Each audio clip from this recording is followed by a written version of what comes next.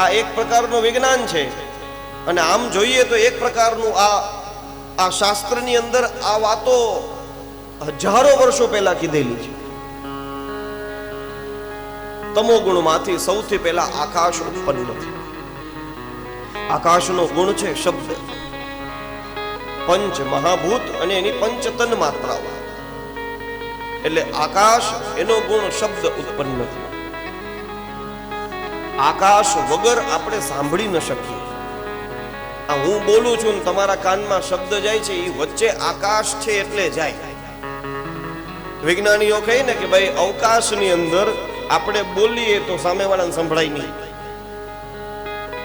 આકાશની અંદર એનો ગુણ છે શબ્દ, જે કાન સુધી પહોંચાડે.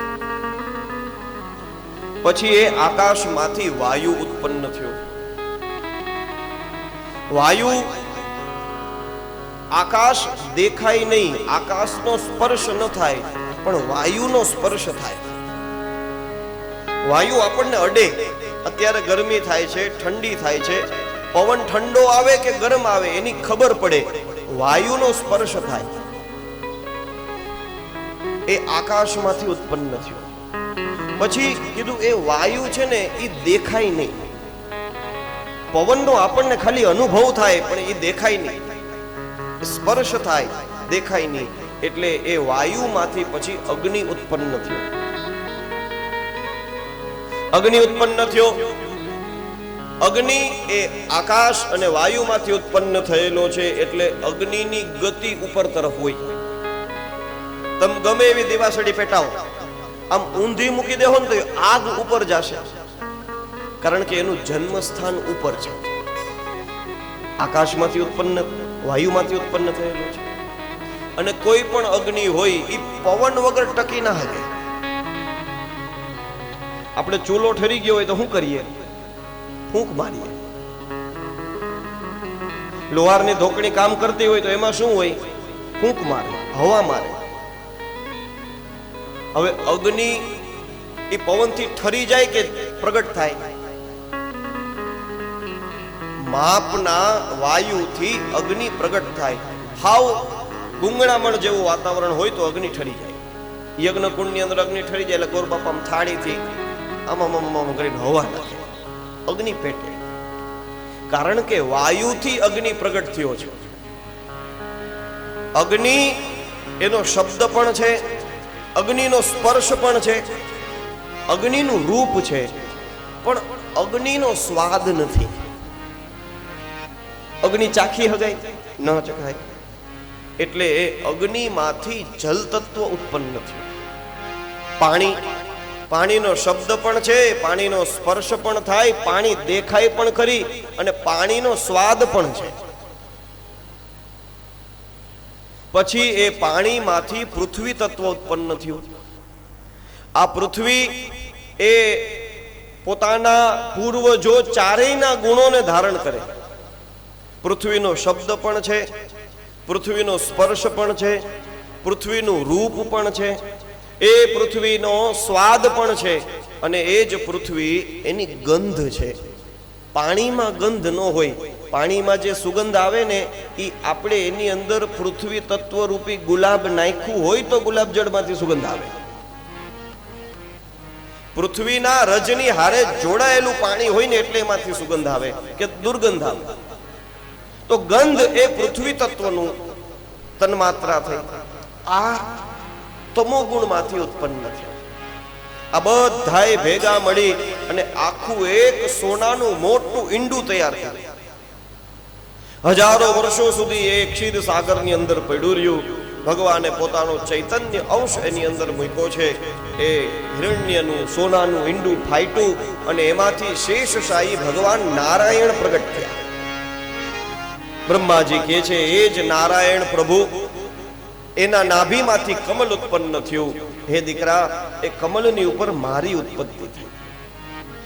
મેં ભગવાનને પ્રાર્થના કરી, ભગવાને મને કીધું તારે સૃષ્ટિ આગળ વધારવાની છે, સૃષ્ટિની રચના કરવાની જવાબદારી તારી. બ્રહ્માજીએ કીધું તથા જો આજ્ઞા પ્રભુ. પ્રભુ સૃષ્ટિ બનાવવામાં એક એક માણસને ભગવાન બનાવે તો કેદી વારો આવે? એટલે ભગવાને એને સામર્થ્ય આપ્યું કે ભાઈ તું ખાલી વાણીથી વચન લઈશ ને તો એનાથી તને ફળ મળશે. એટલે બ્રહ્માજીએ સૃષ્ટિ બનાવવી હોય તો એના માટે થઈ એને એક એક બીબાને ઢાળવા ન પડે. ખાલી વચન લે, દેવતાઓની સૃષ્ટિ બને એટલે દેવતાઓની સૃષ્ટિ બની જાય. આવું હોય રમાડવાની વાતો છે? કીધું ના. જેની પાસે જેવડું સામર્થ્ય એ એટલું નાનું કામ કરી શકે. મજૂર હોય એ આખો દિવસ મજૂરી કરતો હોય અને એ મજૂરી કરીને પાણા ઉપાડે, પાણાની ગાડી ઠલવે, આખો દી કામ કરે, એને આખા દિવસના દાડાના 600 થી 700 રૂપિયા મળે. એ જ મકાન ચણાવવા માટે થઈને જે કોન્ટ્રાક્ટર આવ્યો હોય એ ખાલી નકશો બનાવીને સાઈન કરી દે ને, એ સાઈન કરવાનો 1.5 લાખ રૂપિયા લઈ જાય. કેમ? કીધું આ મજૂર કરતા ઓલા કોન્ટ્રાક્ટરની, એન્જિનિયરની એની પાસે સામર્થ્ય વધારે છે, એની પાસે બુદ્ધિ વધારે છે, એને મહેનત વધારે કરેલી છે. હવે એ તો એક કોન્ટ્રાક્ટરની વાત થઈ, આ બ્રહ્માજીની વાત કરો. અરે આપણા ઘરની અંદર આપણે એવા માણસોને જોઈએ જે બોલે ઈ થાય. ઘરવાળો કે આ ભીંડાનું શાક કરું નથી થઈ જતું? થાય ને? ઈચ્છા પ્રગટ કરો તો નથી થતું. એમ બ્રહ્માજીએ ઈચ્છા પ્રગટ કરી, સૃષ્ટિ બની જાય, બની. નારદજીને કીધું પણ મારી આગળ જે આ સામર્થ્ય હતું ને એની અંદર મારી વાણી કોઈ દિવસ ખોટું ન બોલે. ન ભારતી મેંગ મૃષોપલક્ષ્યતે ન વૈ ક્વચિન મે મનસો મૃષા ગતિઃ ન મે ઋષિકાણિ પતન્ત્ય સત્પથે યન્મે હૃદોત કંઠ્યવતા ધૃતો હરિઃ. મારી વાણી કોઈ દિવસ ખોટું નથી બોલતી. હે નારદ, મારું મન કોઈ દિવસ ખોટું વિચારતું નથી. મારી ઇન્દ્રિયો કોઈ દી અસત પથની અંદર જતી નથી. કેમ? કારણ કે મેં મારા હૃદયની અંદર ભગવાન નારાયણને ધારણ કરીને રાખ્યા છે. આ મોનિટર આપો. મેં મારા હૃદયની અંદર ભગવાનને ધારણ કરીને રાખ્યા છે. બ્રહ્માજીએ આ પ્રમાણે સૃષ્ટિ ક્રમની ચર્ચા કરી, ભગવાનના દર્શન કર્યા છે, ભગવાનની અનેક લીલાઓના દર્શન કર્યા, અને એમ કરી ભગવાન આ સૃષ્ટિ બની ગયા પછી એની રક્ષા કરવા માટે થઈ અવતારો ગ્રહણ કરે. નારદજીને એ અવતારોનો ઉપદેશ આપીને કીધું, દીકરા, ઇદમ ભાગવતમ નામ યન્મે ભગવતોદિતમ સંગ્રહોયમ વિભૂતિનામ ત્વમેતદ વિપુલીકુરુ. હવે તમે આનો વિસ્તાર, આ સંગ્રહમાં તમે કહી દીધું આવડી સૃષ્ટિ હતી અને આ સૃષ્ટિ બની ગઈ ને એની અંદર ભગવાને આટલા અવતાર લીધા. જે પહેલે દિવસે આપણે ચર્ચા કરેલી, સનત કુમારોથી લઈ અને છેક કલ્કી અવતાર સુધી, એ બધાય અવતારોની ગણના બ્રહ્માજીએ પાછી કરાવી છે. નારદજીને કીધું, નારદ, મનુષ્યની ભક્તિ ભગવાન નારાયણની અંદર થાય એ સંકલ્પની સાથે તમે આનો વિસ્તાર. જે આવી રીતના સૃષ્ટિ વિષયક વાત સાંભળી પરીક્ષિત રાજાએ અનેક પ્રકારના પ્રશ્ન કર્યા છે, અને એના ઉત્તરની અંદર બ્રહ્માજીએ સૃષ્ટિ બનાવવા માટેનું સામર્થ્ય કેવી રીતના પ્રાપ્ત કર્યું એના ઉત્તરની અંદર ભગવાને ચતુશ્લોકી ભાગવતનો ઉપદેશ આપ્યો, એનું વર્ણન.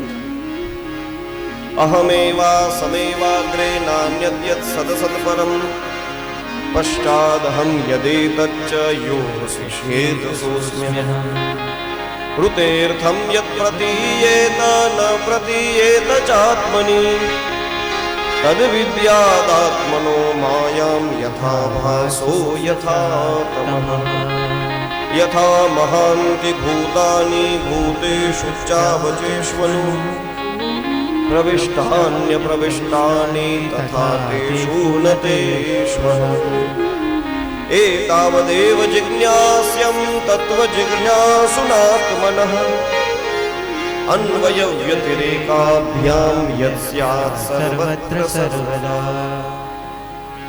4 શ્લોકની અંદર ભગવાને ચતુશ્લોકી ભાગવતનો ઉપદેશ કર્યો છે.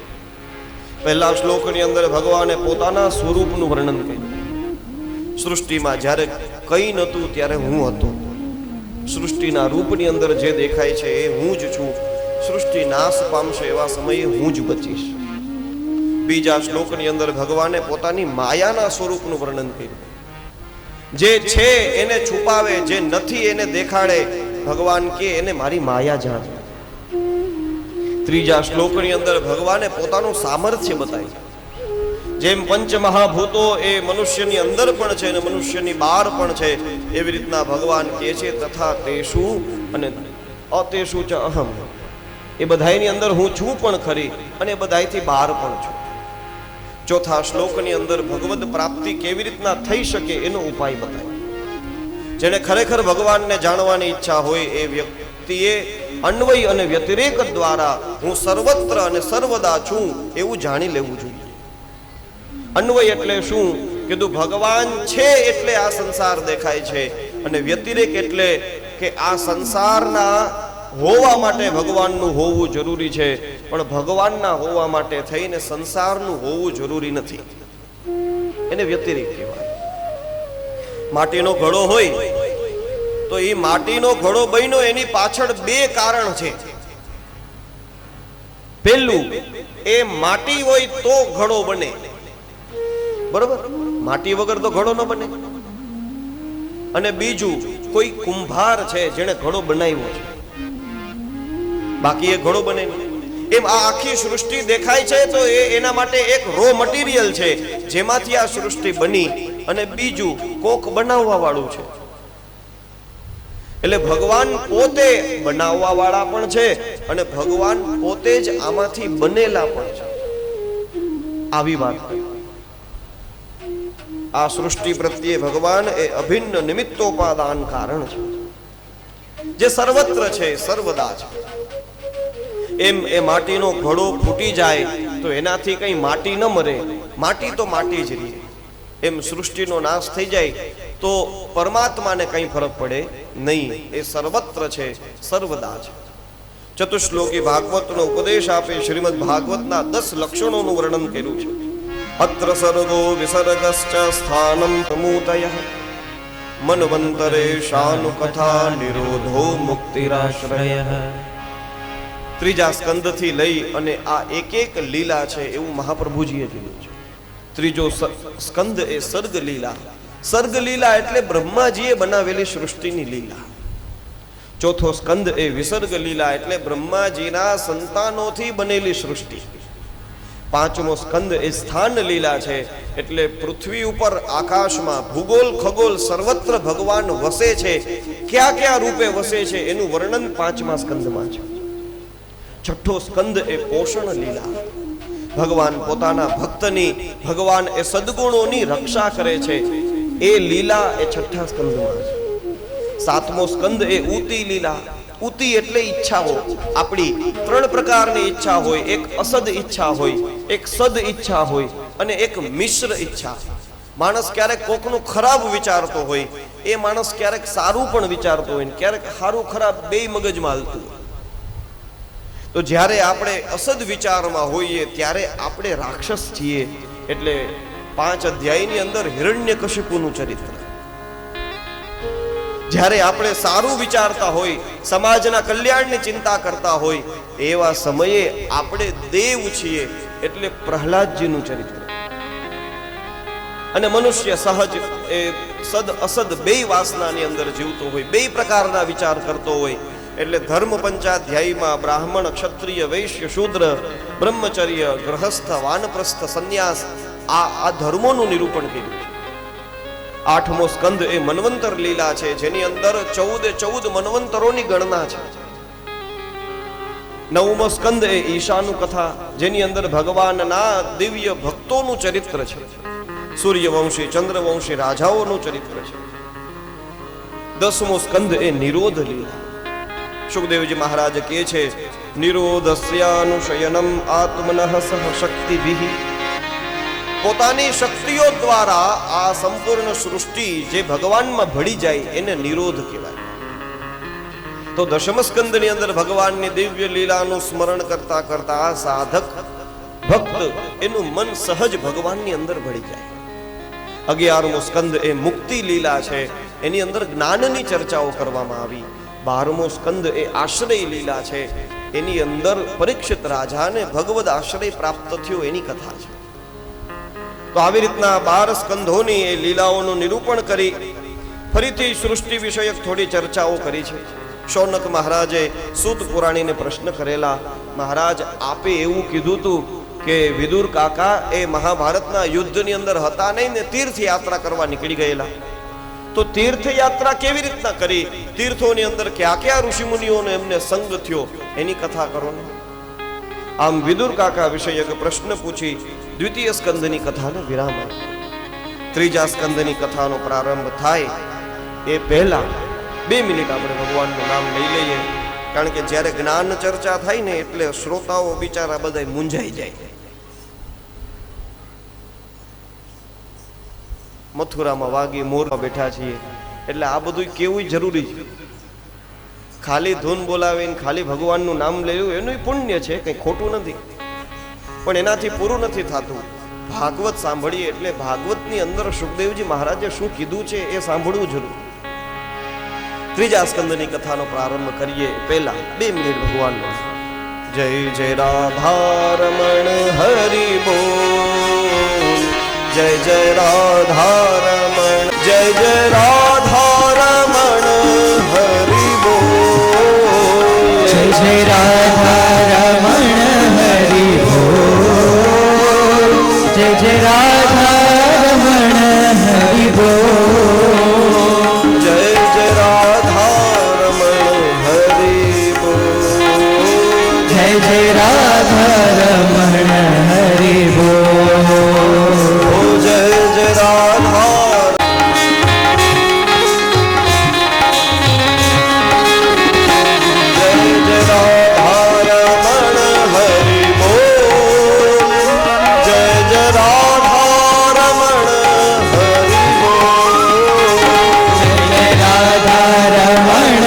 હરિ બોલ, જય રાધારમણ હરિ બોલ, જય જય રાધારમણ હરિ બોલ,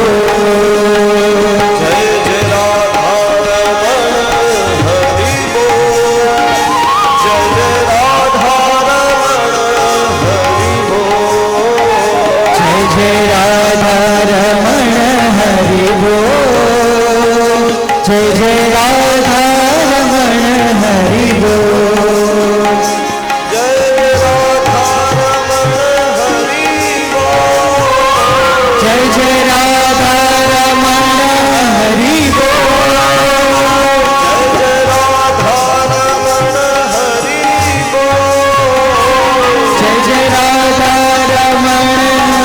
રાધારમણ હરિ બોલ, જય રાધારમણ હરિ બોલ,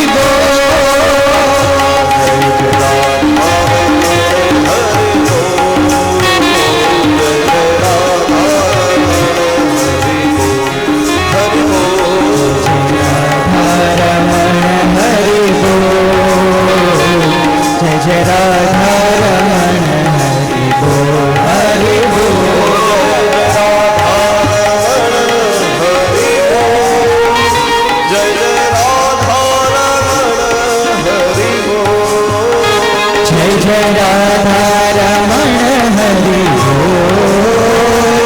જય રાધારમણ હરિ બોલ, જય જય રાધારમણ હરિ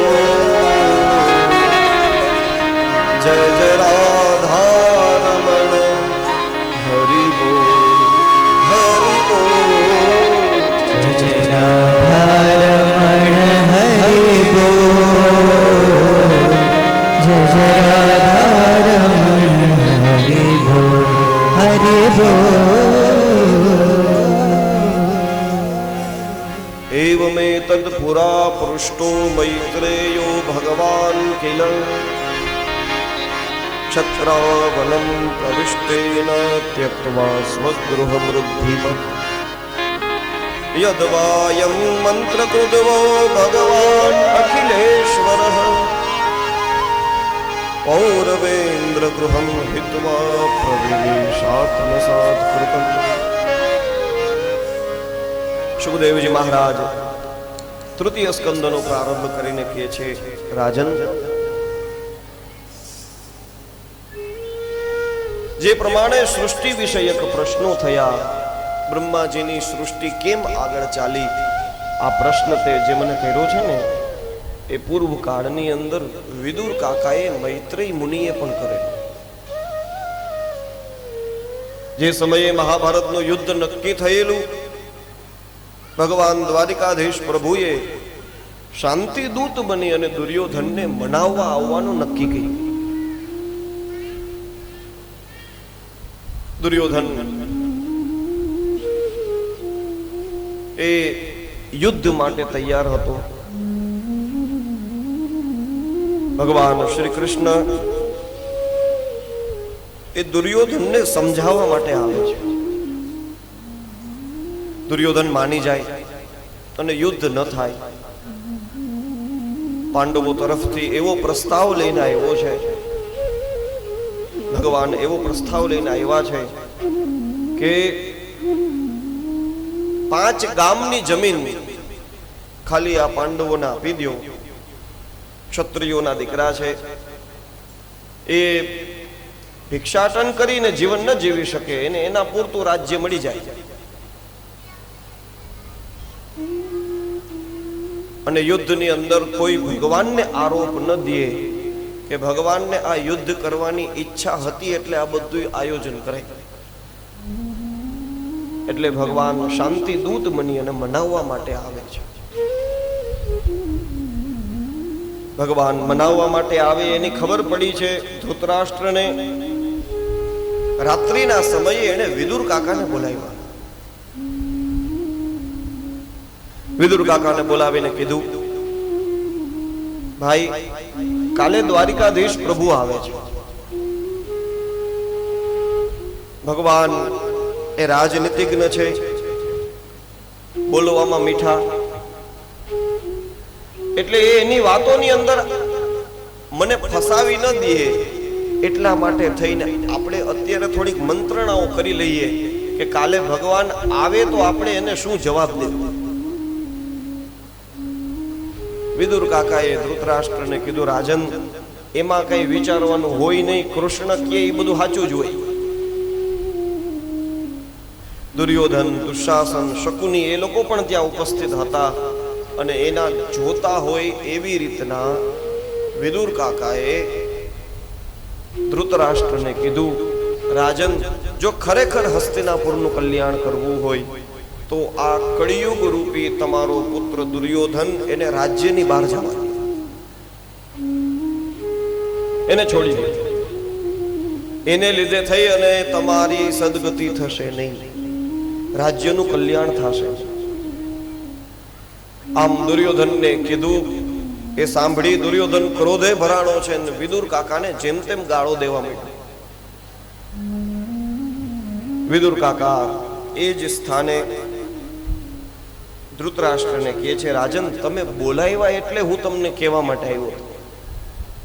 મેં સામેથી સલાહ નથી દીધી.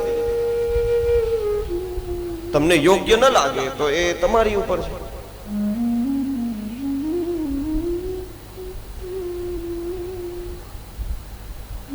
અને એ સમયે વિદુર કાકા ધનુષ્ય અને તલવાર ને બધું દુર્યોધનના દરવાજે મૂકી અને દુર્યોધનનો મહેલ છોડી નીકળી ગયા.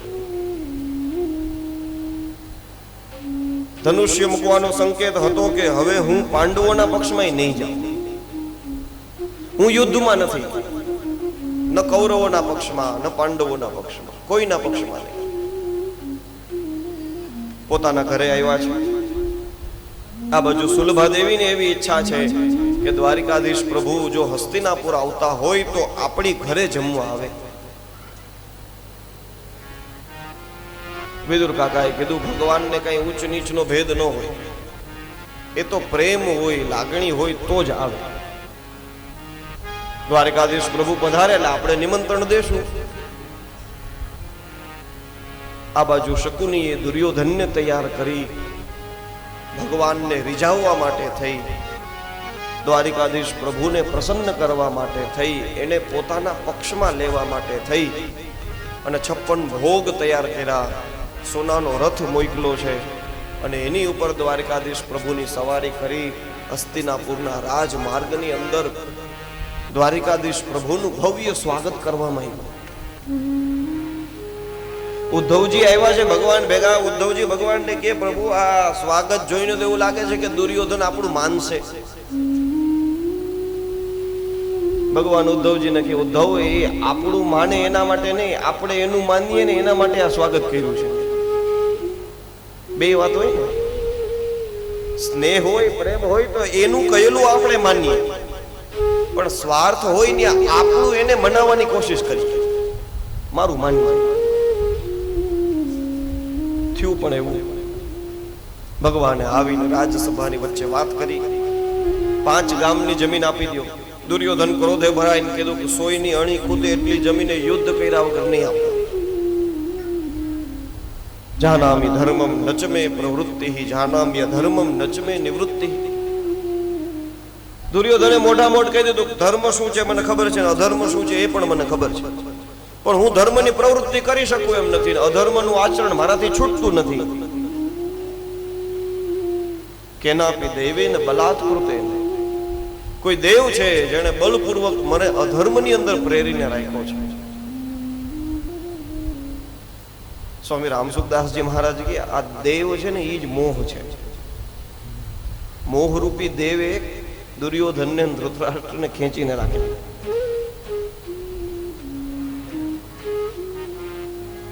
તો દુર્યોધન માયનો નહીં અને ભગવાનને બંદી બનાવવા ગયો. ભગવાને વિરાટ રૂપ દેખાડ્યું છે. દુર્યોધન ત્યાંથી ભગવાનની દિવ્ય આભાને જોઈને ડરી ગયો.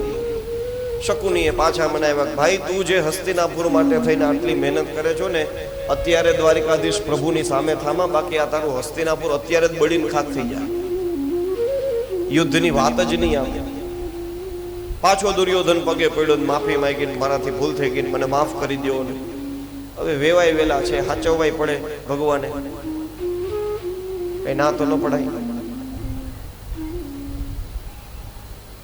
દુર્યોધને કીધું પ્રભુ તમારા માટે આ 56 ભોગ તૈયાર કરેલા, ભોજનની બધી વ્યવસ્થાઓ કરેલી છે. ભગવાને કીધું 2 પરિસ્થિતિની અંદર માણસ જમે. એક, અતિશય ભૂખ લાગી હોય તો માણસ ગમે ત્યાં જમી લે. બહુ ભૂખ્યા થયા હોય ત્યારે પછી બહુ એવા નિયમોને પકડીને ન રહેવાય કે ભાઈ આ હું અહીંયા નહીં જમું, હું આ નહીં જમું. શરીર છે એને ખોરાકની જરૂરિયાત પડી એટલે થોડું તો થોડું, બિસ્કિટનું 1 પેકેટ લઈને 2 બિસ્કિટ મોઢામાં નાખી. થોડોક ટેકો થઈ ગયો પછી કીધું હવે હું મારું બધું કામ કરીશ, મને એવી બધી ભૂખ લાગે નથી કે તારી ઘરે જમવા આવું. અને બીજું, અથવા તો કોઈનો અતિ પ્રેમ હોય, આગ્રહ હોય તો માણસ જમવા જાય. તમે જમી તો લીધું પણ તોય જો આ અમે આ થોડુંક લઈ આવ્યા ચાખો ને, એ માણસનો પ્રેમ હોય તો એમ કે ભાઈ હવે પેટ ભરાઈ ગયું, થોડુંક થોડુંક. બ્રાહ્મણોને તો આપણે જમાડીએ ને ભાઈ, તમે આવ્યા 1 લાડુઓ લ્યો. શ્રાદ્ધ વિધિની અંદર તો એવું ખાસ મહત્વ આપ્યું કે જે બ્રાહ્મણનું પેટ ભરાઈ જાય પછી તમે એને ઉપરથી જેટલું જમાડો એ તમારા પિતૃઓને પહોંચે. આ નિયમ છે. આગ્રહ કરવાની પ્રણાલી આપણા શાસ્ત્રોમાં આપેલી છે. દુરાગ્રહ નહીં, આગ્રહ કરવા. અને એ વધારાનું ક્યારે જમે? જ્યારે સારું બનેલું હોય તો. એટલે ભાવપૂર્વક બનાવવાનું અને ભારપૂર્વક જમાડવાનું.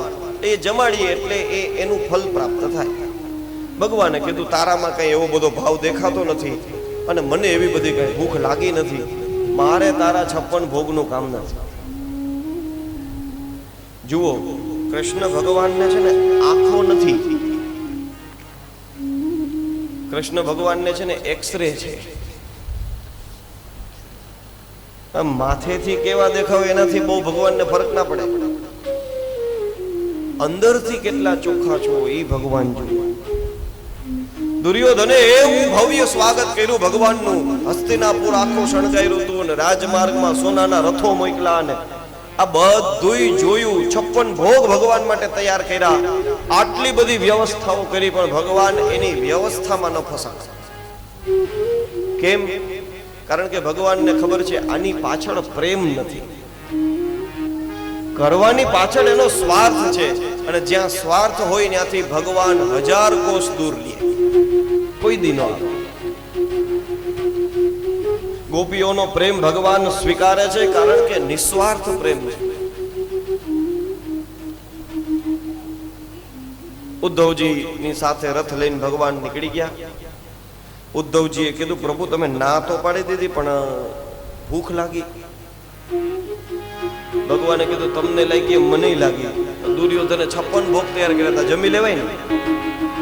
ભગવાન કે નહીં, હસ્તિનાપુરમાં એક ઘરેથી આપણને નિમંત્રણ મળ્યું છે, આપણે ત્યાં જમવા જાવ. અને એમ કરીને વિદુરજીના ઘરે આવ્યા છે. હાલો ને વિદુર ઘેર જાય ઉદ્ધવજી, હાલો વિદુર ઘેર જાય, હાલો ને વિદુર ઘેર જાય ઉદ્ધવજી, હાલો વિદુર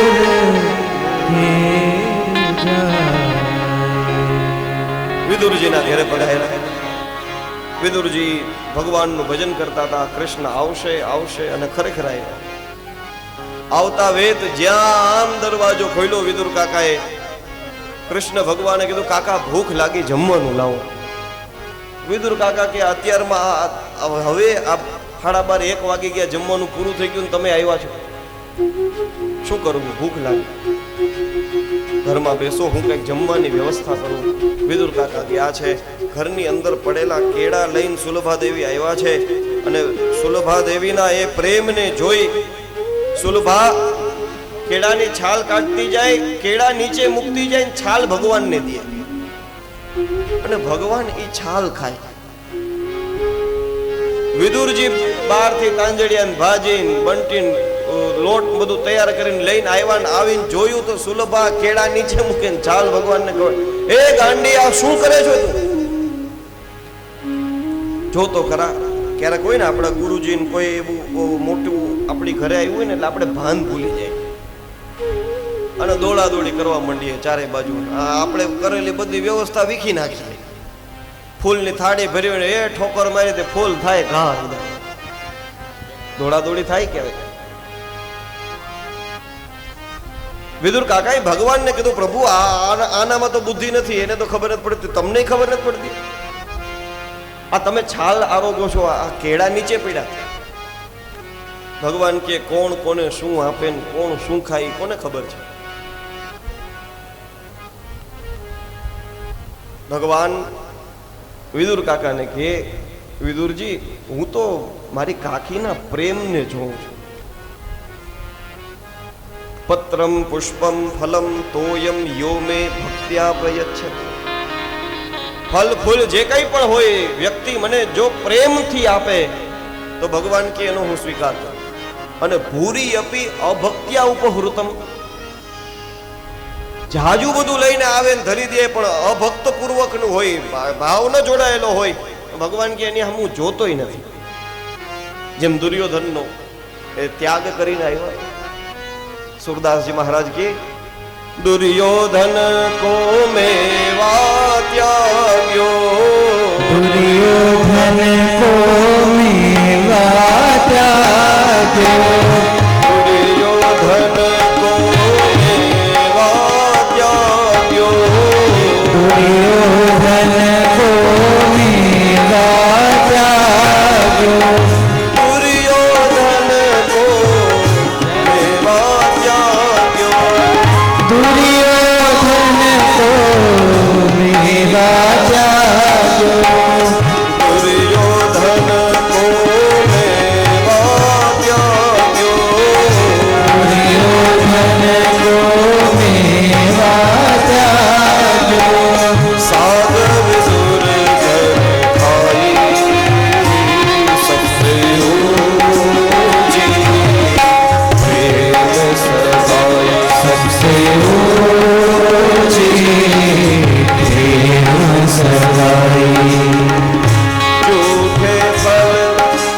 शबरी के खाए, झूठे फल शबरी के खाए, झूठे फल शबरी के खाए, झूठे फल शबरी के खाए, प्रेम विवश रघुराई सबसे ऊंची, प्रेम सगाई सबसे ऊंची, प्रेम सगाई।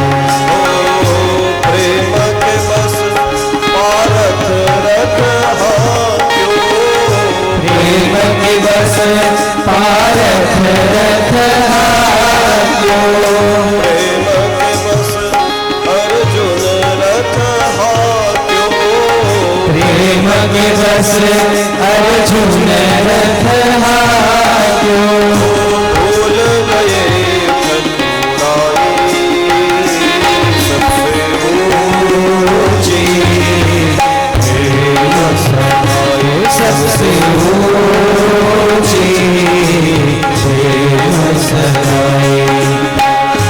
ऐसी प्रीत बढ़ी वृंदावन, ऐसी प्रीत बड़ी वृंदावन, ऐसी प्रीत बढ़ी वृंदावन, ऐसी प्रीत बड़ी वृंदावन, गोपियन नाच नचाई सबसे ऊंची, प्रेम सगाई सबसे ऊंची, प्रेम सगाई। सूरपुर इस लायक नाही, सूरपुर इस लायक नाही, सूरपुर इस लायक नाही, सूरपुर एहि लायक नाही, अब लग करो बढ़ाई सबसे ऊंची, प्रेम सगाई सबसे ऊंची, प्रेम सगाई। सबसे ऊंची, प्रेम सगाई सबसे ऊंची, प्रेम सगाई। दुर्योधन को मेवा त्याग्यो, साग विदुर घर खाई सबसे ऊंची प्रेम सगाई।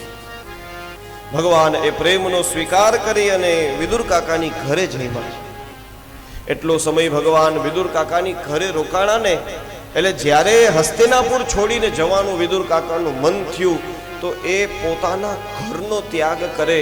સુખદેવજી મહારાજ કહે એ સમૃદ્ધિશાળી ઘરનો ત્યાગ કરીને નીકળી ગયા.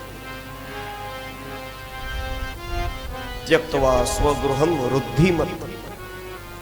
હવે વિદુર કાકાના ઘરમાં શું સમૃદ્ધિ હોય ભાઈ, પણ વિદુર કાકાના ઘરે આ ભગવાન પધાર્યા હતા ને ઈ સમૃદ્ધિ હતી. એક વખત એ યાદ કર્યું, આ ઘરની અંદર મારા પ્રભુ પધાર્યા, આ ઘરને છોડીને જવું પડશે. જે આસન ઉપર જે ગાદી ઉપર ભગવાન બેઠા હશે આપણે વિચારી શકીએ વિદુરજીએ પછી ગાદી ઉપર કોઈને બેહવા નહીં દીધા હોય, પૂજા કરી હોય ઠાકોરજીને દરરોજ આયા છે જો, અને આ તો કૃષ્ણ છે. એક વખત આવે એટલે એનો સ્પર્શ આખી જિંદગી રે માણસ, આખી જિંદગી યાદ આવે. એવો સમૃદ્ધિશાળી ઘર છોડીને વિદુર કાકા તીર્થ યાત્રા કરવાની હતી. વ્રતાની ચેરે હરિતોષણાની. સુખદેવજી મહારાજ કે ભગવાનને પ્રસન્ન કરી શકાય એવા વ્રતોનું આચરણ કરવા લાગ્યા. આમ કરી સુખદેવજી મહારાજ આપણને પણ ઉપદેશ આપે છે કે જે કંઈ પણ વ્રત કરીએ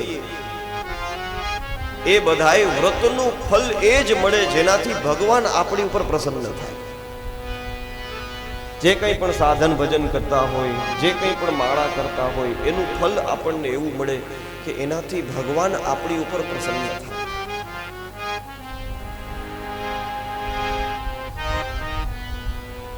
મંગલા ચરિતેર દાનૈહિ રતિર્નઃ કૃષ્ણ ઈશ્વરે. ઉદ્ધવજી ગોપીઓને મળવા જ્યારે વ્રજમાં આવે ને વ્રજથી પાછા જાય ને ત્યારે ગોપીઓએ ઉદ્ધવજીને કીધું છે કે હે પ્રભુ, હે ઉદ્ધવ, અમે જે કંઈ પણ મંગલ આચરણ કરીએ, જે કંઈ પણ દાન કરીએ, જે કંઈ પણ ધર્મ કરીએ, એનાથી શ્રી કૃષ્ણની અંદર અમને રતિની પ્રાપ્તિ થાય.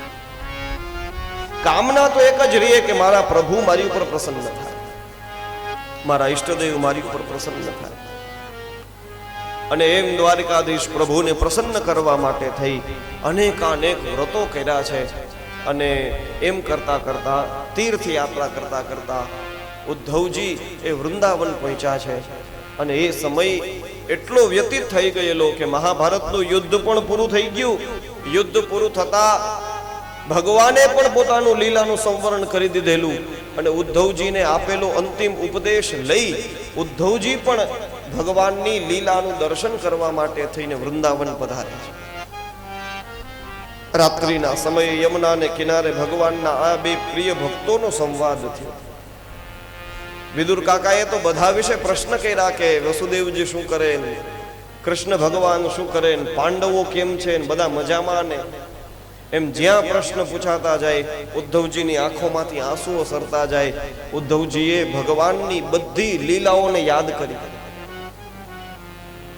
કારણ કે ભગવાનના વિરહની અંદર કોઈ આશ્રય હોય તો ભગવાનની લીલા જ છે. એટલે જ ગોપીઓએ કીધું તવ કથામૃતમ તપ્ત જીવનમ. એ પ્રભુ, આપની કથા એ આપના વિરહની અંદર તપેલા મનુષ્યોનું જીવન છે. એટલે ઉદ્ધવજીએ ભગવાનની બધી લીલા યાદ કરી. વ્રજ લીલા, મથુરા લીલા, દ્વારિકા લીલા, અને એમ કરતા કરતા છેલ્લે ભગવદ નિર્વાણની વાત કરી. ભગવાનના વિરહની અંદર હું રડતો તો એવા સમયે ભગવાને મને અધ્યાત્મ વિદ્યાનો બોધ આપ્યો. ઉદ્ધવજી પોતાની જાતને કહે છે પ્રતિક્ષણાનુગ્રહ ભાજનો. ભગવાનના એ પ્રત્યેક પલે એની મારી ઉપર કૃપા કરી છે અને એનો હું અનુભવ કરું છું. ઉદ્ધવજી 4-5 વર્ષના નાના બાળક હતા ને ત્યારથી કૃષ્ણ ભગવાનની મૂર્તિ બનાવે, એની સેવા કરે. એમ કરતા કરતા કાલેન જરસંગતઃ, નાનપણથી લઈને હવે વૃદ્ધ બની ગયા ત્યાં સુધી એને કૃષ્ણની સેવા કરી છે. આ ઉદ્ધવજીના હૃદયની ભાવના કેવી હશે? એ ભગવાનનો વિરહ કેમ સહન થાય? એવા સમયે ભગવાને જ મને ઉપદેશ આપ્યો હતો. વિદુર કાકાએ કીધું એ ઉપદેશ મને આપો ને.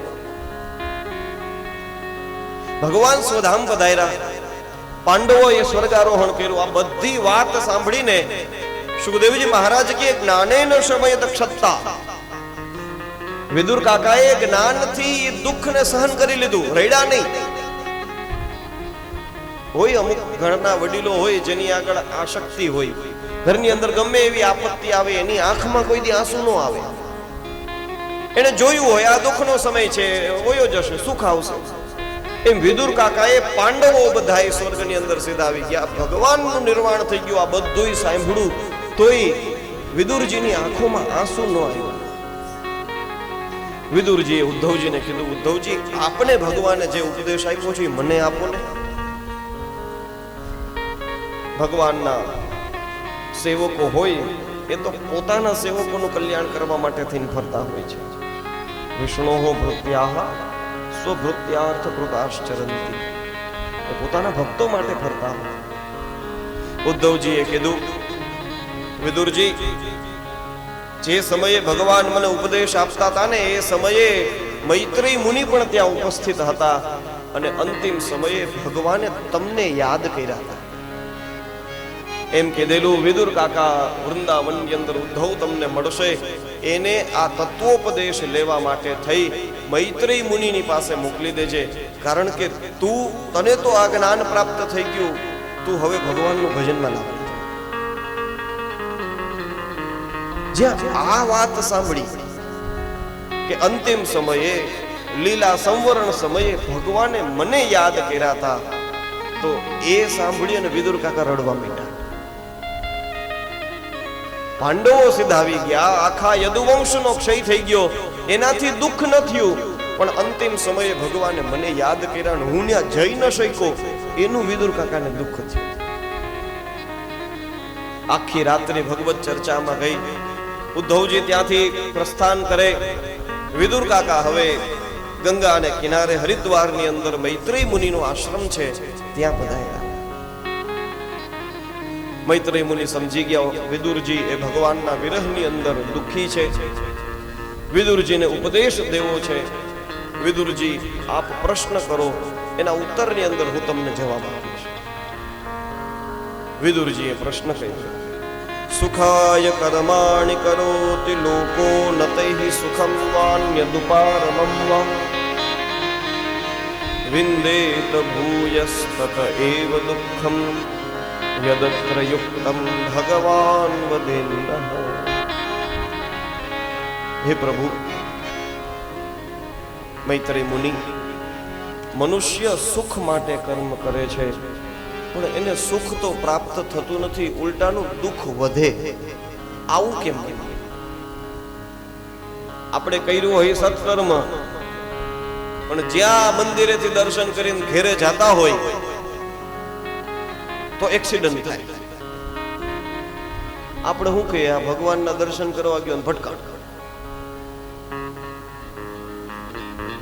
બે ભાઈઓ હતા, પાકા મિત્ર. મંદિર બાજુમાંથી નીકળ્યા એટલે એક જણાને ભગવાન પ્રત્યે શ્રદ્ધા આસ્થા વાળો, એક નાસ્તિક હતો, એને ભગવાનમાં બહુ રુચિ નમરે. એટલે ઓલા આસ્તિકે એના મિત્રને કીધું કે હાલ આપણે ભગવાનના દર્શન કરી આવીએ. આ 10-15 પગથિયા ચડવાના છે, મંદિર અહીંયા જ છે, દર્શન કરીને અહીં રસ્તે આવ્યા છીએ તો. એટલે એના મિત્રએ કીધું કે ભાઈ, માને કઈ બહુ એમાં શ્રદ્ધા નથી, હું અહીંયા નીચે ઉભો, તું દર્શન કરીએ જા. એ વ્યક્તિ દર્શન કરવા ગયો. આ ભાઈ નીચે ઉભો હતો ને, એમાં ક્યાંકથી ઉડતી ઉડતી એક 500 ની નોટ એના હાથમાં લઈ ગઈ.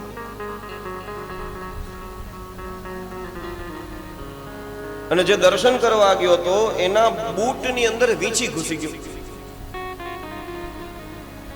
દર્શન કરીને જેવો આવ્યો એને વીંછીએ ડંખ માર્યો. એટલે આમ જોયું પગમાં, આમ કાઢી નાખ્યું. તાત્કાલિક દવાખાને ગયા. દવાખાને જઈને એની સારવાર કરી, બધું સ્વસ્થ થઈ ગયો. પછી ઓલા નાસ્તિકે કીધું, જોયું તું દર્શન કરવા ગયો ને તને વીંછી કઈડો, હું મંદિરની બહાર નીચે ઉભો ને મને 500 રૂપિયા મળ્યા. તો દર્શન કરવાનું ફળ મળ્યું કે આનું ફળ મળ્યું? એટલે ઓલા મિત્રના મગજમાં વાત ઉતરી ને કે આવું બને નહીં કોઈ દિવસ. પાછા મંદિર બાજુ આવ્યા, કોઈ મહાત્મા હતા ને એને પૂછ્યું, ભાઈ આવું થયું આજ, તો આનો મતલબ શું? મહાત્માએ આંખો બંધ કરીને કીધું કે ભાઈ જુઓ, જે વ્યક્તિ દર્શન કરવા નથી ગયો ને, એના ભાગ્યની અંદર આજે આકસ્મિક રીતે 50,000 રૂપિયાનો લાભ હતો, પણ એ ન ગયો એટલે 500 રૂપિયા મળ્યા. દર્શન કરવા ન ગયો એટલે 500 રૂપિયા મળ્યા. અને જે દર્શન કરવા ગયો તો ને, એના ભાગ્યમાં આજે મૃત્યુ દંડ હતો. આજે એના ભાગ્યમાં મરવાનું લખ્યું હતું. દર્શન કરવા ગયો ને, ખાલી વીંછી કરડવાથી પૂરું થઈ ગયું, બચી ગયો. તો ક્યારેક આપણે એવું વિચારતા હોય, સારું કરીએ ને ફળ ખરાબ ભોગવીએ છીએ, પણ હકીકતે જે ખરાબ ફળ ભોગવીએ એ પૂર્વ કરેલા કર્મોનું ફળ હોય. અત્યારે આપણે જે કંઈ કર્મ કરીએ છીએ એનું ફળ તો પછી મળશે. કર્મનું કેવું છે કે કર્મના બીજ વાવીએ, પછી એનો સમય આવે ત્યારે એ વૃક્ષ પાકે, એ પાકે પછી એ ફળ આવે. આ જન્મની અંદર કરેલા કર્મનું ફળ આ જ જન્મમાં મળે એવું નક્કી નથી. આ જન્મની અંદર કરેલા કર્મ ક્યાંક આગલા જન્મમાં ફળે. અત્યારે આપણે જે કંઈ સુખ ભોગવીએ છીએ એ હકીકતે પૂર્વ જન્મોની અંદર કરેલા ફળને ભોગવીએ છીએ. આ કર્મનો સિદ્ધાંત છે. 3 પ્રકારના કર્મ હોય માણસના. એક છે સંચિત કર્મ. સંચિત કર્મ એટલે જે થઈ ગયા, આ જન્મમાં થયા હોય, પૂર્વ જન્મમાં અનેક જન્મોની અંદર આપણે જે કર્મ ભેગા કરેલા છે એને સંચિત કર્મ કહેવાય. એ કર્મ જો સારા હોય તો એનું પુણ્ય મળે અને પુણ્યના ફલ રૂપે સુખ પ્રાપ્ત થાય. અને એ સુખ ભોગવતા ભોગવતા આપણે કરેલા સત્કર્મ એ ખલાસ થતા જાય. સમજાણું? હોટલની અંદર આપણે ઉતરીએ, જેટલું ભાડું ભરીએ એટલા દિવસ આપણને હોટલમાં રહેવા મળે. બસ એવી જ રીતના જેટલા સત્કર્મ કરેલા છે, શુભ કર્મ કરેલા છે, એના ફલ રૂપે જે પુણ્ય આપણે એ પુણ્યના પૈસા ચૂકવીએ છીએ અને એ પૈસાના ફલ રૂપે આપણને સુખ મળે છે. જેટલું પુણ્ય ભેગું કરેલું હશે એટલું સુખ મળશે. જેમ સુખ ભોગવતા જઈએ એમ પુણ્ય ખાલી થતું જાય. બસ એવી જ રીતના જે કંઈ પણ પાપ કર્મ કર્યા છે, દુષ્કર્મ કર્યા છે, એ દુષ્કર્મનું એની સંપત્તિ ભેગી થાય પાપ રૂપી. અને જેમ આપણે દુઃખ ભોગવતા જઈએ, યોગ્ય જો વિષય ભોગની અંદર વાપરશું તો એ પુણ્ય વાયપરા કહેવાય. અને એ જ સારું આરોગ્ય પ્રાપ્ત થયું છે. એ આરોગ્યનો સહારો લઈને આપણે વ્રતો કરીએ, એ આરોગ્યનો સહારો લઈને આપણે ભગવાનનું ભજન કરીએ, એની અંદર એ આપણે આપણા આરોગ્યને વાપરીએ તો એ પુણ્ય જે છે એ એમનેમ રહીએ, નવા પુણ્ય બનતા જાય. અને એમ કરતા કરતા કરતા અશુભનો નાશ થવા માંડે, શુભ હોય બધું ભેગું થવા માંડે. અને પછી અંતિમ સમયે એ પુણ્ય આપણને સત્વગુણ તરફ ખેંચીને લઈ જાય. સત્વની અંદર આપણી સ્થિતિ થાય. પછી એ જ સત્વગુણ છે જે આપણને નિર્ગુણ રૂપી પરમાત્મા સુધી પહોંચાડે. ગીતાજીમાં ભગવાન કે ઊર્ધ્વમ ગચ્છન્તિ સત્વસ્થાઃ મધ્યે તિષ્ઠન્તિ રાજસાઃ જગન્ય ગુણવૃત્તિસ્થાઃ અધો ગચ્છન્તિ તામસાઃ. તમો ગુણમાંથી રજોગુણમાં, રજોગુણમાંથી સત્વગુણની અંદર આપણે આવીએ પછી એ સત્વગુણમાંથી આપણે સહજ ભગવાન સુધી પહોંચી શકીએ. એટલે દુઃખ મળે ભોગવી લઈએ, જેટલું મળ્યું ભલે ભોગવી. અને યાદ રાખો, આ દુનિયાની અંદર કોઈ એવો વ્યક્તિ નથી જે એમ કહી શકે હું સંપૂર્ણ સુખી છું. અને કોઈ માણસ એવો નથી જે એમ કહી શકે કે હું આખો જિંદગી મારે દુઃખ જ ભોગવવાના. કારણ કે આ સુખ અને દુઃખ દ્વંદ્વ છે, એ હંમેશા એકબીજાની હારે આવતા હોય છે. અને સુખ છે એટલે દુઃખનો અનુભવ થાય, અને દુઃખ છે એટલે સુખનો અનુભવ થાય. આ ઉનાળાની આવી ગરમી પડે ને પછી વરસાદની મજા આવે. આ તડકે શેકાય નહીં તો વરસાદની ખબર ના પડે કે આ વરસાદની શું કિંમત છે. બસ એવી જ રીતના જીવનની અંદર દુઃખ ભોગવીએ ને ત્યારે આપણને ક્યાંક સુખની ખબર પડે કે આને સુખ કહેવાય. ભગવાને એક જ પરિસ્થિતિ આપી હોત તો કઈ ખબર જ ન પડે. સુખ હું, દુઃખ હું, જીવે રાખવાનું. પણ આ દ્વંદ્વમય સંસારની અંદર ભગવાને આપણને આ બંનેની અંદર રાખ્યા છે. એની અંદર જો આપણે કંઈ કરવા લાયક હોય તો બે જ વસ્તુ છે જે એની રીતના સ્વતઃ થાય. એ કોઈને એવી બાબતો જે આપણે ન કરતા હોય એની રીતના થતી હોય, આપણને એની ખબર પણ ના હોય. જે સ્વતઃ થાય આપણી આજુબાજુની અંદર એનો આપણે સ્વીકાર કરીએ. જે કંઈ પણ થાય છે એ મારા કરેલા કર્મનું ફલ છે, હું ભોગવું. સુખ મળે, દુઃખ મળે, જે કંઈ પણ હોય. અને બીજું, આપણે જે કંઈ કરીએ છીએ એની અંદર પૂરા સાવધાન રહીએ. સ્વતઃ થતી ક્રિયાઓનો સ્વીકાર અને આપણે કરતા કર્મોને સાવધાની પૂર્વક કરીએ તો આપણે આ સંસારના બંધનથી સહજ છૂટી જઈએ. કરેલા પાપનું ફલ ભોગવતા રહીએ, દુઃખને, અને જ્યાં સુખના પળ આવે એવા સમયે આપણે એ સુખ બાંટીએ, બીજાને દઈએ. એ સુખના સમયની અંદર પ્રભુને યાદ કરીએ.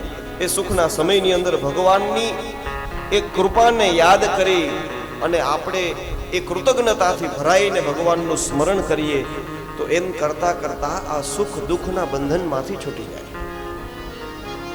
વિદુર કાકાએ આ પ્રશ્ન કર્યો છે, ભગવાનની દિવ્ય લીલા વિષયક પ્રશ્ન કર્યો. એના ઉત્તરની અંદર સૂત મૈત્રેય મુનિ એમને જવાબ આપ્યો.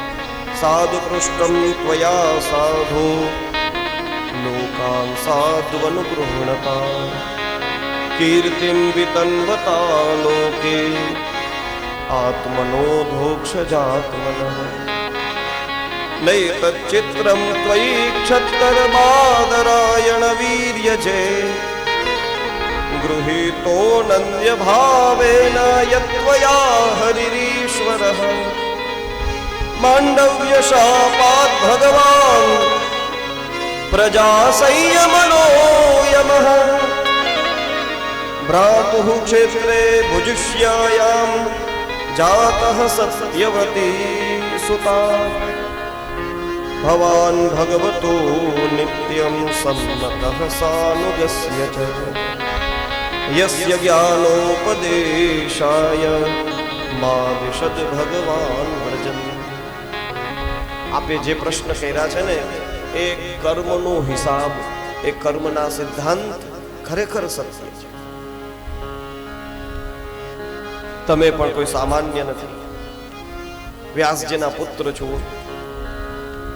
અરે તમે સાક્ષાત યમરાજ છો. વિદુર કાકા યમરાજનું રૂપ છે. માંડવ્ય ઋષિનો શ્રાપ આપને મળેલો ને એટલા માટે થઈને તમે આવી રીતના શૂદ્રનો પુત્ર બનીને તમારે પ્રગટ થવું પડે. માંડવ્ય ઋષિ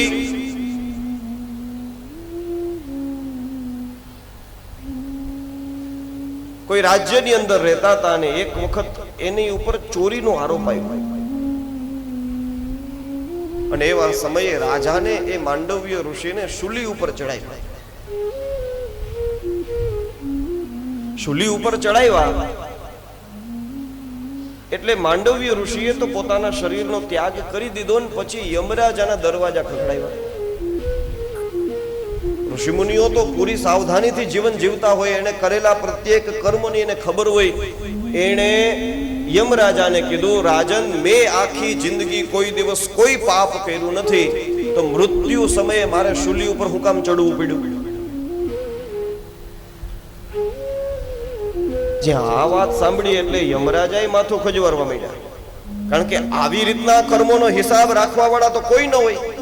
ચિત્રગુપ્તને કીધું, લાવો ચોપડા ખોલો, મહાત્મા આવ્યા છે, એને ક્યું પાપ કર્યું છે કે એને આવી રીતના શૂલી ઉપર ચડાવી દેવામાં આવ્યો?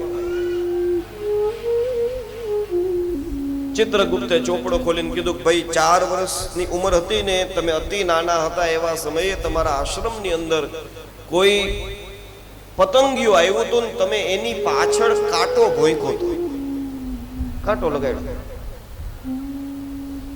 એનું ફળ તમારે ભોગવવાનું આવ્યું. માંડવ્ય ઋષિએ કીધું, ધર્મરાજ, તમને નિયમની ખબર નથી? બાળક અબુધ હોય ત્યાં સુધી એને કરેલા પાપ પુણ્યનું ફળ એને મળતું નથી. મારી ભૂલ ન કહેવાય, હું અબુધ હતો, નાનો બાળક હતો, એવા સમયે મારાથી ભૂલ થઈ ગઈ છે. આનું ફળ મારે ભોગવવાનું આવે નહીં. તમે મને ખોટું કરી અને શૂલી ઉપર ચડાવ્યો છો, જાઓ શૂદ્ર બની જાઓ. એ માંડવ્ય ઋષિનો શ્રાપ યમરાજાને લાગ્યો. એ જ યમરાજા પછી અંબિકાની દાસીના પેટે વેદવ્યાસથી વિદુર બનીને પ્રગટ થયેલા.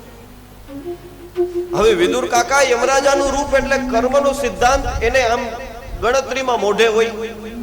કોમ્પ્યુટરમાં આંકડા નાખો ને કેમ આખો હિસાબ આવી જાય બહાર, એમ યમરાજાનું આખી જિંદગીનું આ જ કામ છે. એટલે કદાચ યમરાજાએ આ કર્મ વિશે એક પ્રશ્ન પૂછ્યા હોય, કારણ કે પોતે આવી બાબતમાં ફસાણા. મારો તો કઈ વાક હતો નહીં.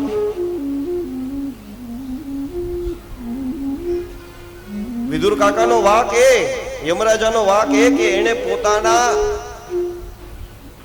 શાસનની અંદર સાવધાનીપૂર્વક કામ ન કર્યું એટલે માંડવ્ય ઋષિએ શ્રાપ દીધો કે જાઓ.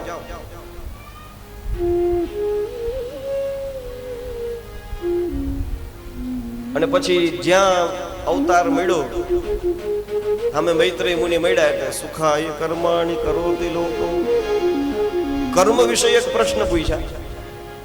કારણ કે આ કર્મના પચેડાની અંદર જ વિદુર કાકા ફસાણા હતા, એમાં જ એને એ જન્મ લેવો પડ્યો. ભગવાનની દિવ્ય લીલા છે જે કર્મ બંધનથી છોડાવે.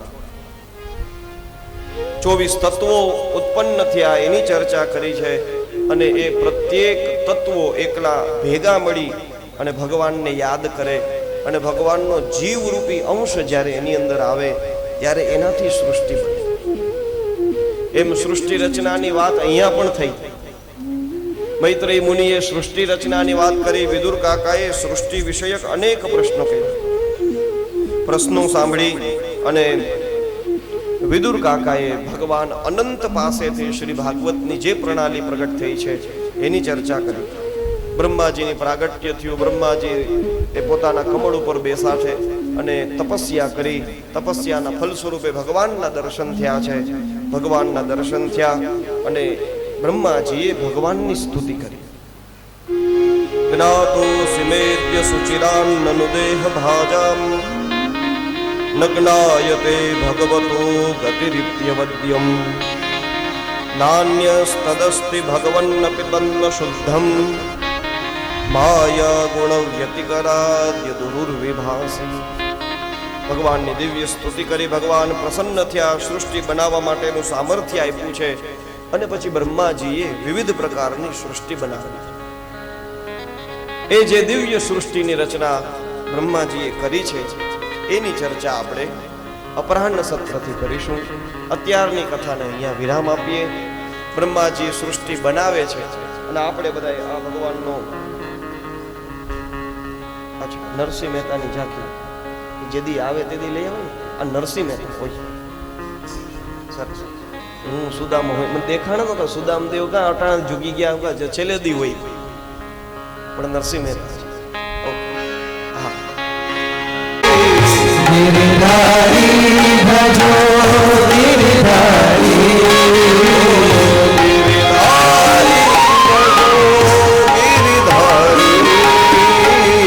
गिरधारी भजो गिरधारी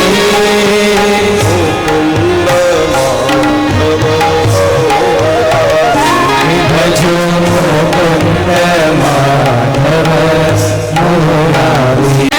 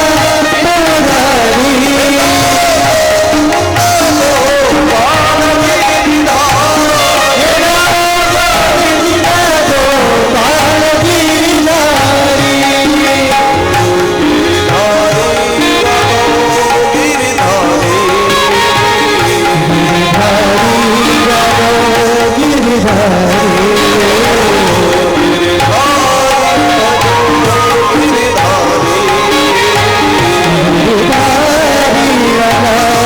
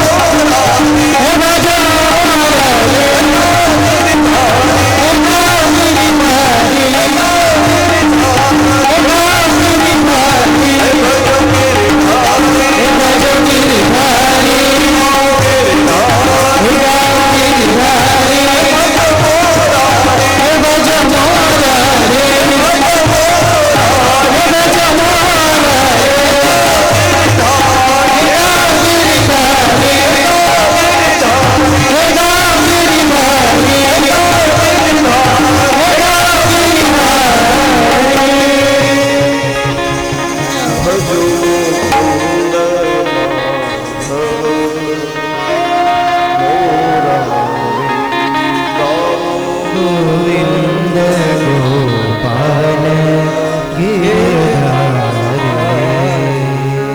શ્રી દ્વારિકાધીશ કી જય શ્રી બાલકૃષ્ણ લાલ કી જય શ્રી ગોવર્ધન નાથ કી જય. ત્યાર પછી પ્રકાશભાઈ મહેતા ચેતનભાઈ નું સ્વાગત કરી રહ્યા છે. ચેતનભાઈ અત્રે પધારે. નમો ભગવતે વાસુદેવાય.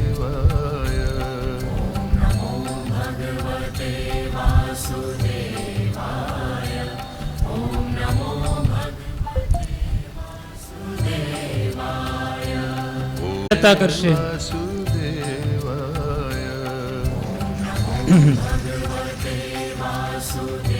હવે કથા શ્રવણ માટે પધારેલા મહાનુભાવોમાંથી આપણે અલ્પેશભાઈ ત્રિવેદી અત્રે ઉપસ્થિત થાય. શિહોર નગરપાલિકાના પ્રમુખ છે, તેમજ સ્ટેન્ડિંગ કમિટીના ચેરમેન છે. તેમનું સ્વાગત કમલકુમાર કરે એવી વિનંતી કરું છું. કમલભાઈ રાજગુરુ.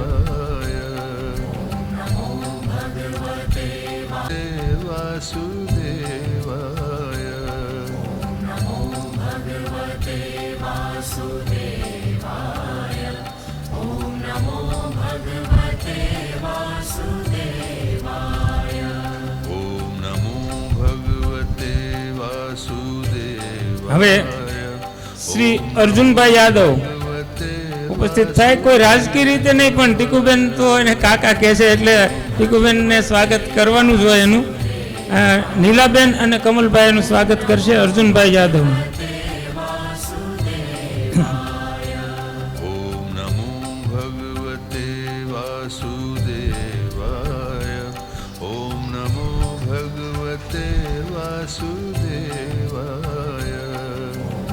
હર્ષદભાઈ રાજગુરુ સિહોર જ્ઞાતિ તેમજ અમદાવાદ જ્ઞાતિના ટ્રસ્ટી હર્ષદભાઈ રાજગુરુ અત્યારે પધાર્યા છે. તેમનું સ્વાગત કમલભાઈ રાજગુરુ કરશે. ઓમ નમો ભગવતે વાસુદેવાય.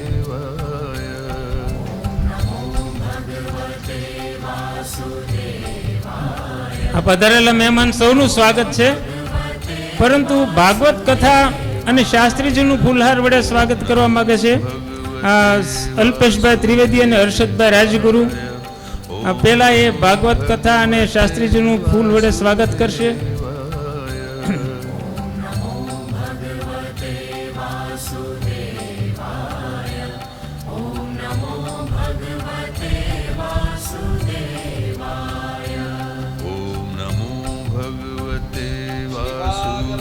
ભગવાન કી જય. ભગવતે વાસુદેવાય.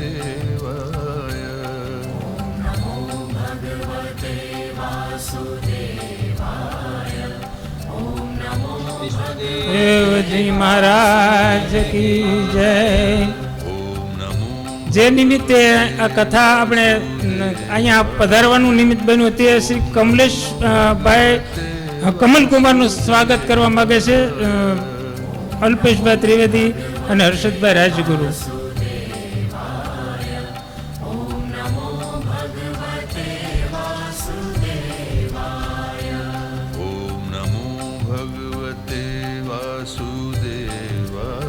આજે નીલાબેન ને મામેરા માટેની જે કાર્યક્રમ છે એ 2:30 કલાકે 2:30 વાગે અત્રે રાખેલ છે.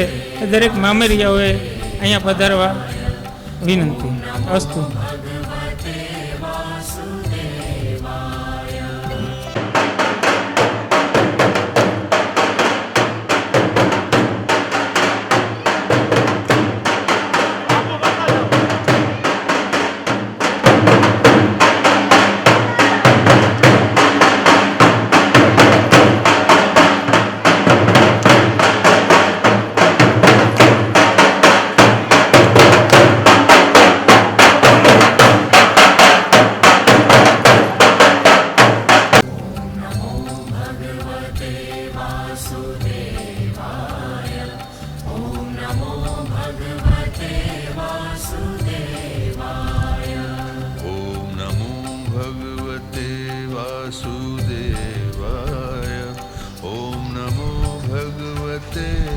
वासुदेवाय नमो भगवते वासुदेवाय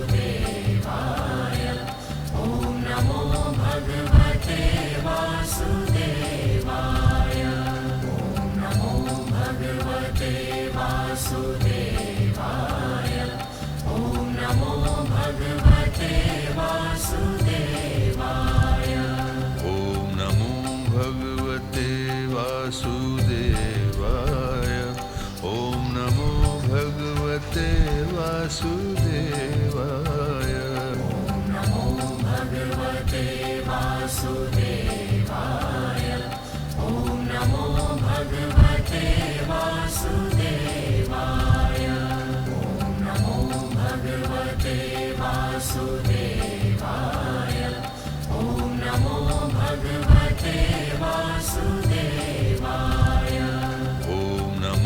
भगवते वासुदेवाय ॐ नमो भगवते वासुदेवाय ॐ नमो भगवते वासुदेवाय नमो भगवते वासुदेवाय ॐ नमो भगवते वासुदेवाय ॐ नमो भगवते वासुदेवाय ॐ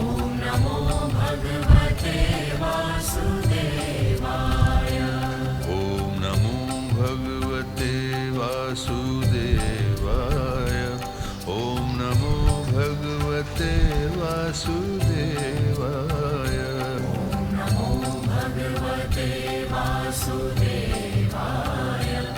ॐ नमो भगवते वासुदेवाय नमो भगवते वासुदेवाय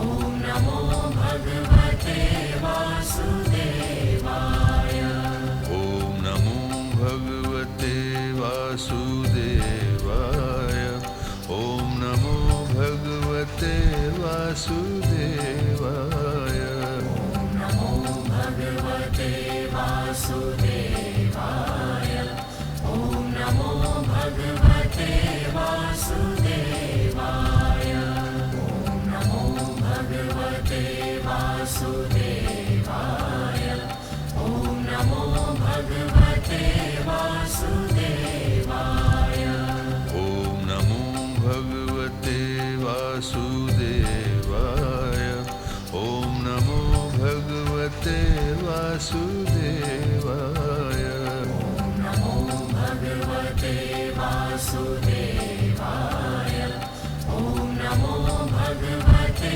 वासुदेवाय नमो भगवते वासुदेवाय ॐ नमो भगवते वासुदेवाय ॐ नमो भगवते वासुदेवाय ॐ नमो भगवते वासुदेवाय ॐ नमो भगवते वासुदेवाय ॐ नमो भगवते वासुदेवाय नमो भगवते वासुदेवाय ॐ नमो भगवते वासुदेवाय ॐ नमो भगवते वासुदेवाय ॐ नमो भगवते वासुदेवाय ॐ नमो भगवते वासुदेवाय ॐ नमो भगवते वासुदेवाय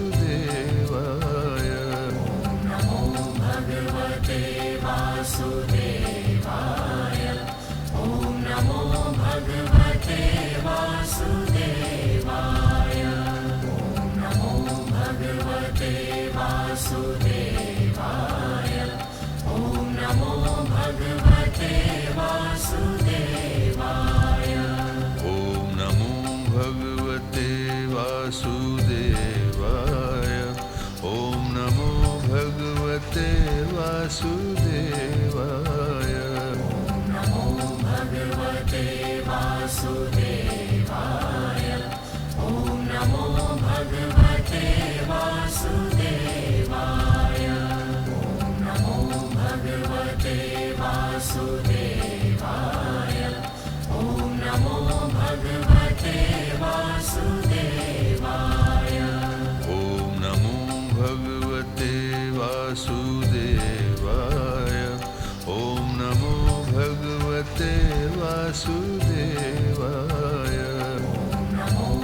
भगवते वासुदेवाय ॐ नमो भगवते वासुदेवाय ઓમ નમો ભગવતે વાસુદેવાય. હવે શ્રી મિલનભાઈ ભટ્ટ ભાવનગર, પ્રકાશભાઈ કલકત્તા, ભાવિકભાઈ ત્રિવેદી પાલીતાણા, નમનભાઈ ત્રિવેદી પાલીતાણા, ઈશાબેન ત્રિવેદી, ચાંદનીબેન ભટ્ટ ભાવનગર, દીનુ દાદાની,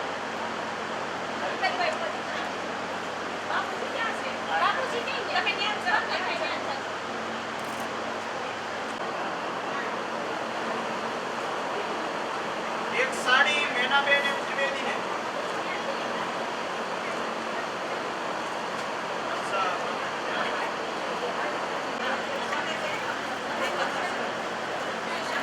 દીપ્તિબેન ચેતનભાઈ ત્રિવેદીની એક સાડી બેન એમ ચૂડી, દીપ્તિબેન. नमो भगवते वासुदेवाय ॐ नमो भगवते वासुदेवाय ઓમ નમો ભગવતે વાસુદેવાય. ઓમ નમો ભગવતે વાસુદેવાય. नमो भगवते वासुदेवाय ॐ नमो भगवते वासुदेवाय ઓમ નમો ભગવતે સોનાની ચૂક માહીબેન અને ભાર્ગવી.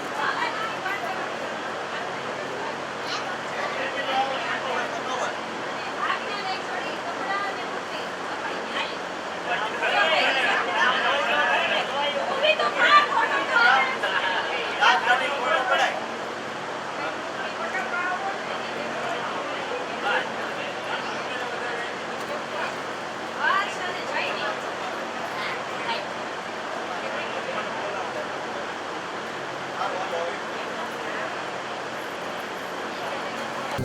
नमो भगवते वासुदेवाय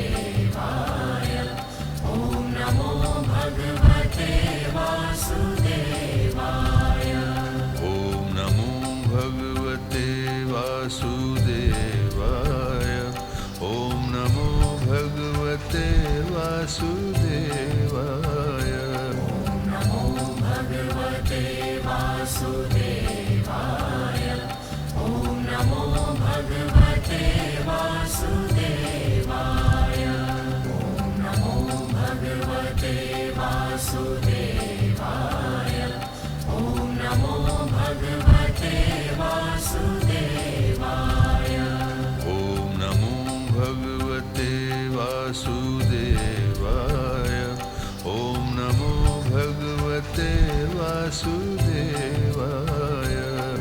नमो भगवते वासुदेवाय